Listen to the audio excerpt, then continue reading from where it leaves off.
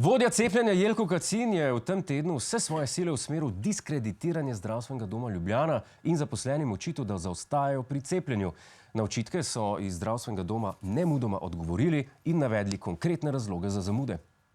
Soočajo se še z napačnimi podatki, dvojno prijavljenimi prebolevniki, ki se določen čas ne morejo cepiti, zamudniki, nekateri starejši ne berejo SMS-ov ali pridejo prekmalu. Alo, to, da nekdo pride prekmalu, ni nič slabega. To je sam znak velikega entuzijazma, dajte no. A nismo to že razčistili? Kaj, da pride prej za cepljenje? A ja, se pravi, da pride prekmalu za cepljenje. Ok, to zna biti patečno, ja.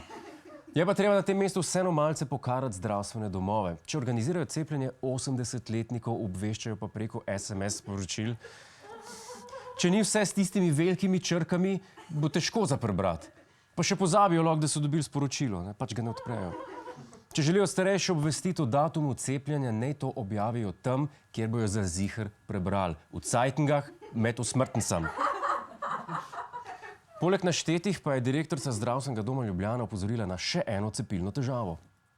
Na nacionalni ravni ni bilo enotnega informacijskega sistema, ki bi podpiral cepljenje, niti ni bilo enotnega imenskega seznama, kamor bi se lahko ljudje vpisovali. Ja, se pa gospa moti, ne. Seveda smo ga imeli. Gospod Kacin ga je predstavil že decembra in 140 000 se nas je prijavili. In ravno na podlagi teh prijav se je zgodil nič. Naredili so portal, težili, da se moramo prijaviti, zdaj pa ta imena Kacin sprintana v garaži, pa se jih uči na pamet. Da bo lahko osebno kregal tistega, ki ne bo prišel. Ker prevzemanje krivde ni ravno njegov najljubši hobi, je gospod Kacin za najbolj neuporabno slovensko spletno stran okrivil informacijsko pooblaščenko, ki mimogrede ni več ona, ampak Mojca Prelesnik. Tudi mene je presenetil, moram večkrat poročila gledati.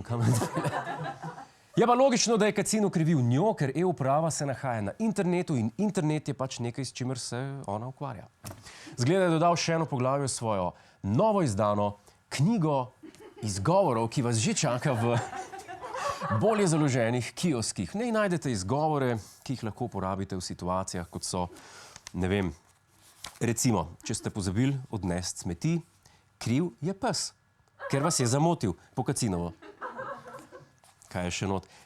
Če vas žena zaloti z drugo, kriva je žena, ki vas nima kaj iskati. Pa take, to so Kacinovi izgovori na voljo vseh bolje založenih knjig. Dobite kopijo pol. Kot vidite, ima gospod Kacin poleg izgovorov vedno pripravljeno tudi kritiko drugih. Svoje delo kot vodja cepilne brigade pa je medtem popolnoma objektivno ocenil z naslednjimi besedami.